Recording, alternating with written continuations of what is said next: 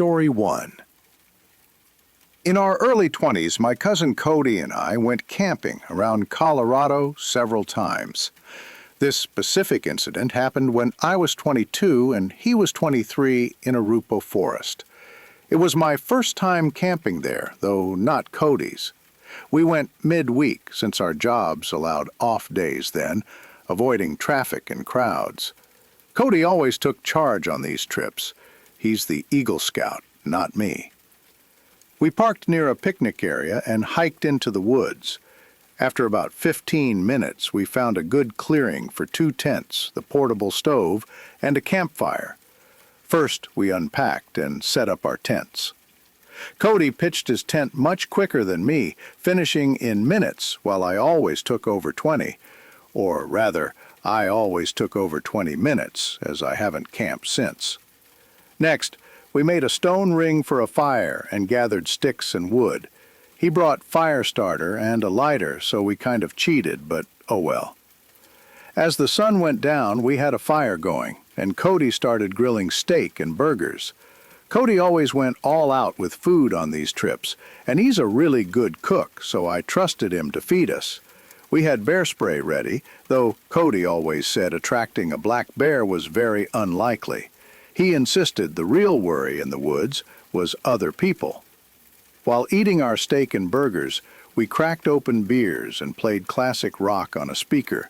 If you've never camped, you don't understand how great the vibe is in moments like this, in the wilderness with a friend or family, reminiscing and vibing to music. As it got dark, we played card games on a little folding table we'd brought. After traditional games, we switched to Uno. That's when we heard something in the woods. I paused the song on my phone, silencing the speaker. Clearly now, we heard a person humming and footsteps beyond the trees in the pitch-black forest. Cody urged me to find the flashlight. By the time I found it, the sounds had faded. I asked Cody if we should be concerned, and he said it was definitely unusual for someone else to be this deep in the woods, let alone creepily walking by a campsite with an active campfire while humming loudly. I was shaken, and I saw Cody was too. We went back to playing cards with the music much lower. When we least expected it, a big stick landed in the middle of our campsite, making us both jump. It hadn't fallen from a tree. It was thrown. Cody started yelling, "Whoever's out there messing with us, get a life!" Then footsteps were heard again, walking away. I suggested we pack up camp and move somewhere else. He said absolutely not in the dark. We both had bear spray, and he advised me to keep it next to me in my tent when we slept. It was the closest thing to ranged self-defense we had. We kept hearing sounds like tree branches cracking in the distance, sounds no animal would make. Someone was out there. Maybe multiple people. That was clear. We had to sleep eventually, so we agreed to take turns keeping watch, to ensure no one came to steal anything, or worse. Cody took first watch, saying he'd stay up and read his book. I crawled into my tent and sleeping bag and fell asleep. Waking up camping is normal. Cold, uncomfortable sleeping bag, anything can wake you. I didn't know what woke me yet. My brain was foggy. I looked up and saw a head peering into my tent. It looked like Cody. I rubbed my eyes, but the darkness hid his face. "Cody?" I said groggily, thinking he was waking me for my watch. "Is it my turn?" I stared at the head peering at me, slowly waking up more every second. Then I heard the tent zipper quickly zip up, and his head disappeared. I laid back down, but only for a second. A sudden moment of clarity hit me, and I shot upright, listening as footsteps walked away. "Cody?" I called. No answer. I unzipped my tent to peek out. The fire was dead, and Cody wasn't out there. I went to Cody's zipped-up tent, unzipped it, and saw him fast asleep in his sleeping bag. Chills, goosebumps, whatever you call it, hit me. I almost peed myself. I started shaking him awake. When he finally awoke, I told him someone was at the campsite. It took him a minute to grasp reality, just like me. When he did, he grabbed his bear spray, saying he must have dozed off while reading. He suggested I sleep in his tent tonight. To do that, I needed my sleeping bag. He stood watch outside as I ran to my tent to grab it. While grabbing my bag inside my tent, I heard that goddamn humming again from outside. I grabbed it, and Cody whispered, "Hurry up!" I said, "You hear that too?" He said yes. We both got back in his tent, zipped it up, bear spray cans by our sides. In those moments, I wanted nothing more than for a bear to come save the day. The hours dragged on as I stayed up while Cody slept. After 3 long, horrible hours, I woke him up and we switched. When Cody woke me, it was almost dawn. Light was outside, so we packed everything up. By the time we finished, there was enough light to hike back to the car. We could have driven elsewhere for another night, but neither of us felt like camping anymore. This was a haunting experience. We both just wanted the safety of our houses. It's been 6 years, and he's hit me up a few times about camping since, but I haven't been interested. People are just too scary. Why was someone stalking our campsite? The sight of that person's head in the dark. Just looking into my tent was straight from a nightmare. I may never go camping again. Story 2. Honestly, whenever I was scared as a kid, my dad always told me, "Don't be scared of ghosts. Fear the living, because they can actually hurt you." In my late teens, I came into some money after my father committed suicide, and I received an inheritance. At the time of his passing, he and my mom owned a cabin up in Oregon by Mount Bachelor. The cabin was set for sale because my mom couldn't afford the payments, and renting it out wasn't covering them either. It was due on the market in less than a month, paperwork with a realtor and lawyer being finalized. For that month, the cabin would be vacant. I saw a chance to get away and clear my head amidst everything.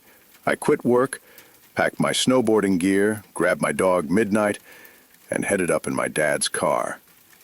My first 2 days were normal. I spent days playing with Midnight in the snow and snowboarding, evenings playing PlayStation or listening to music, drinking and smoking on the balcony.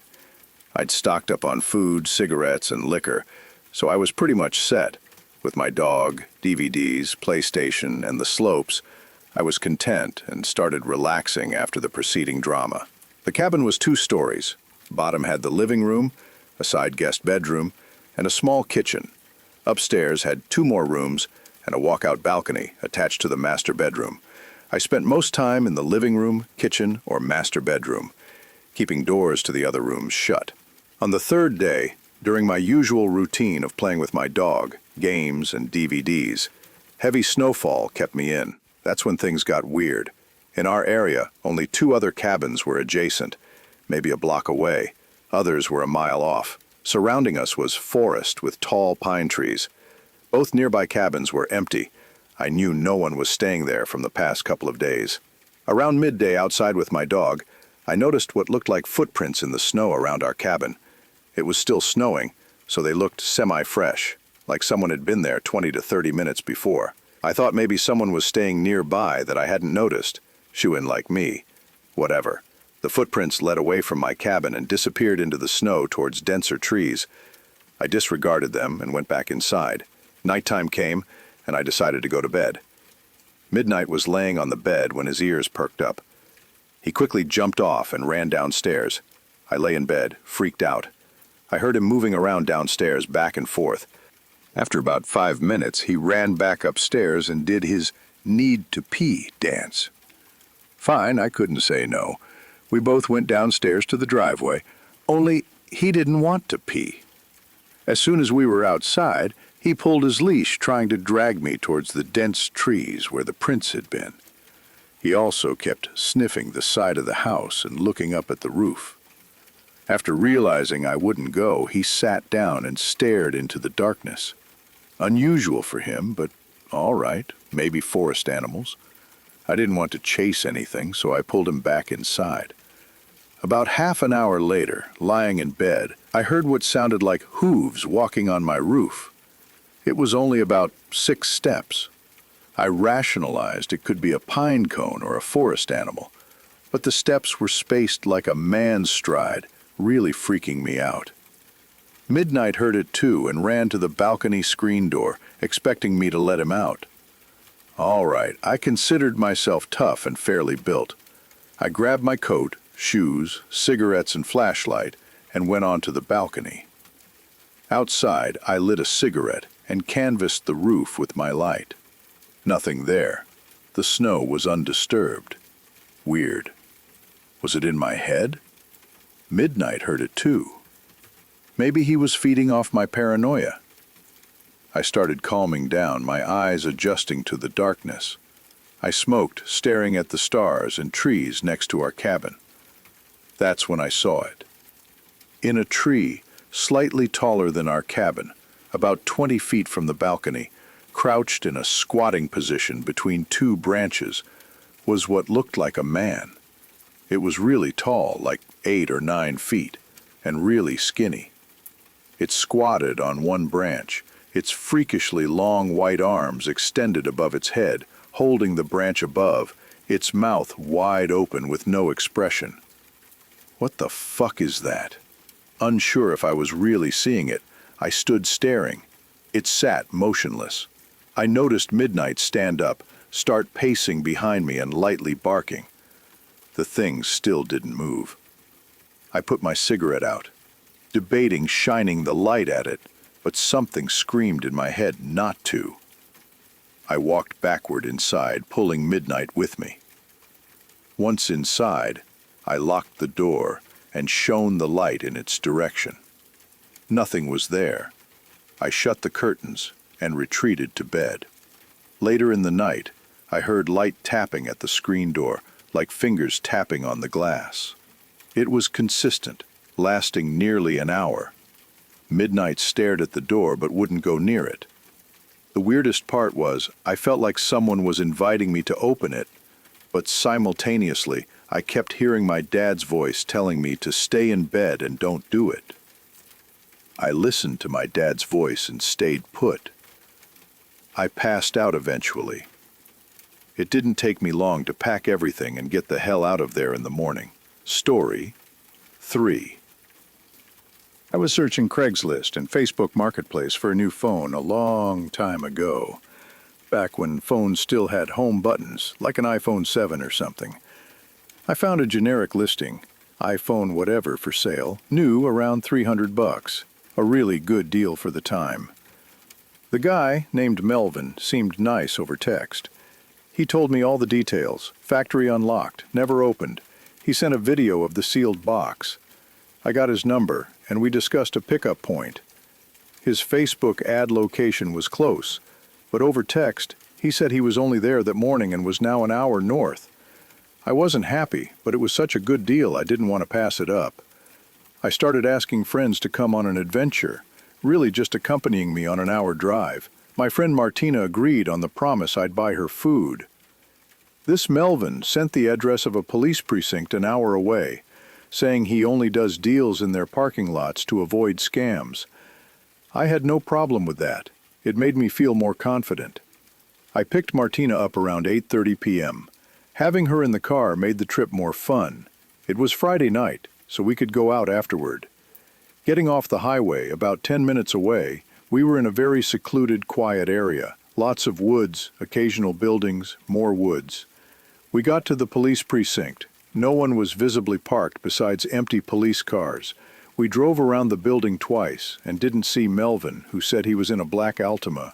I called him. He picked up, saying he had car trouble on the side of the road, and asked if I could come to him. He sent his location, some random road with nothing but woods on either side. He asked me to help jump his car. He had cables. I said, yeah, I guess, not wanting to drive an hour for nothing. Martina was shaking her head the whole time. He said, "See you soon," and hung up. Martina basically screamed, "No way! This is sketchy. We're going home." I told her we'd just drive past the location he sent to see. I agreed it seemed incredibly sketchy, but was upset about driving 2 hours for nothing. We drove to the location. On the pitch-black road, we saw the reflection of car headlights ahead. As we got closer, I slowed down. It was a black car, but we couldn't see anyone inside or outside in the darkness. Martina said to keep driving. I knew it was the sketchiest thing I'd ever seen. A pitch-black road between woods, no street lights, no other cars, a convenient place to break down when expecting someone with cash. I drove right past it. Immediately, Melvin started calling me over and over. I ignored every call. He texted, "I saw you just pass me. Why didn't you stop? Turn around." I ignored.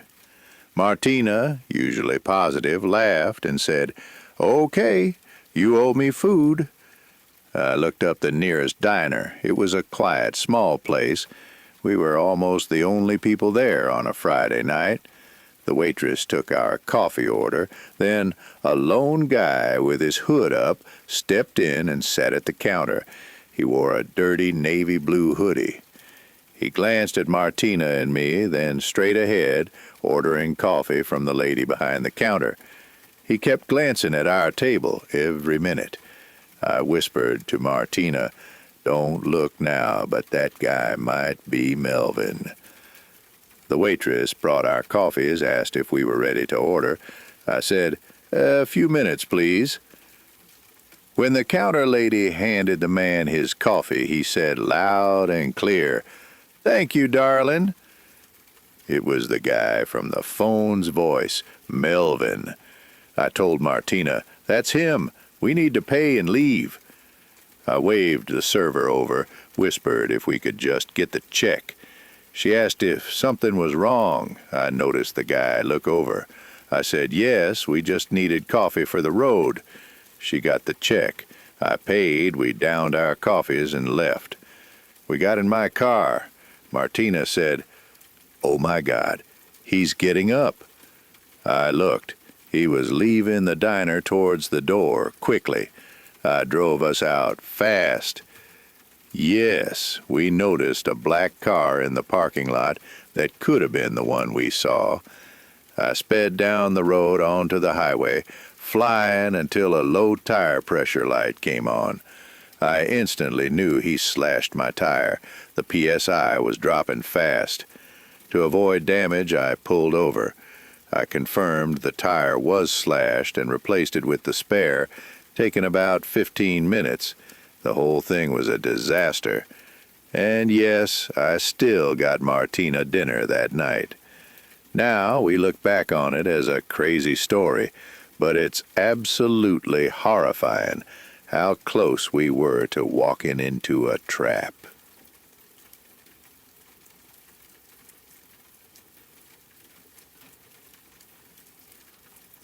Story 4. I was seeing this girl for a few weeks. We'd been on 2 dates. Her name was Phoebe.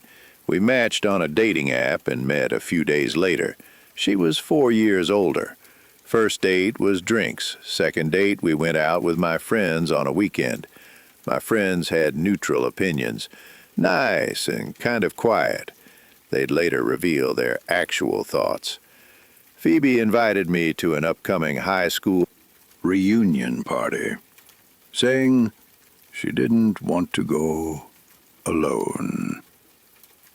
After she hung out with my friends and me, I felt like I owed her.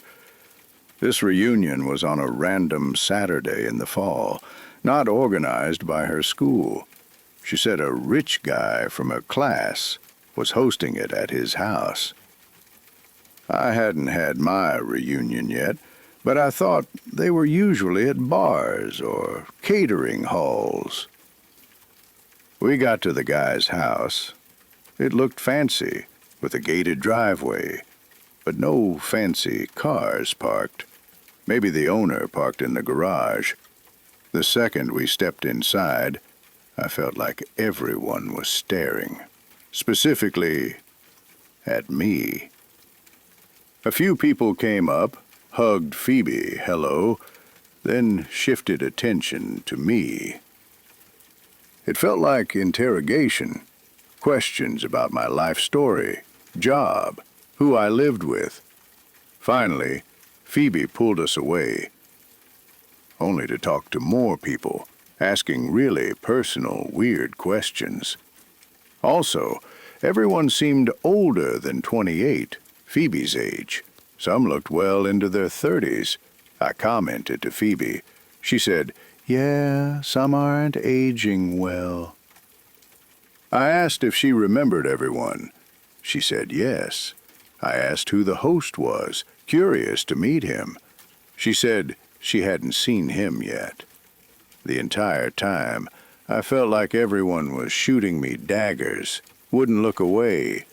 I whispered that to Phoebe. She said, "Probably wondering who you are." At the time, that seemed logical. The awkwardness grew. This wasn't a normal reunion. No music. Everyone dressed weirdly, not like normal 28-year-olds. None looked like they were in their 20s. I got uncomfortable with the stares in the room we were in, so I told Phoebe I was going to the bathroom, really just to escape and explore. I felt out of place walking around this giant house, empty-handed. Everyone I passed stared. I found the bathroom, stepped inside, though I didn't need to go, locked myself in to sit and gather myself, texting my friends how weird this was, and wondering how to convince Phoebe to leave. We'd been there 30 to 45 minutes. The unnamed host was nowhere. Phoebe texted, "Where are you?" I replied, "In the bathroom. Give me a minute." Then followed with, "This party is really weird. I'm down to leave soon." She said, "Why?" I said, "Everyone's being weird." Someone knocked. I washed my hands quickly, left, and the guy waiting outside, one of the younger-looking ones, said in a low voice, "You should leave. That girl isn't who she says she is." I froze. "Phoebe?" He said, "Whatever she told you her name is." He asked what she said this party was. I said, "A high school reunion." He smirked. "Do these people look like they're going to a high school reunion?" He left it with, "Trust me, leave sooner than later." He walked into the bathroom and shut the door. I almost knocked to ask more, but didn't. He confirmed my suspicion. I walked straight to the front door without drawing attention. Still felt stares. Walked to my car on the street and drove home. Phoebe texted asking where I went. I didn't answer. At home, I looked up her number on White Pages. It wasn't associated with Phoebe. The name was Claire Foster. The address I picked her up at was different, too. I realized I never saw her leave the house. She was always waiting on the sidewalk. I replied, "Had to leave. I'm sorry," and blocked her number. My friends told jokes, saying they thought she was weird from the start, but didn't want to tell me. One joked it sounded like the movie Get Out. Friends and family had theories. Some thought I exaggerated until I told them about the fake name and the guy telling me to leave sooner than later.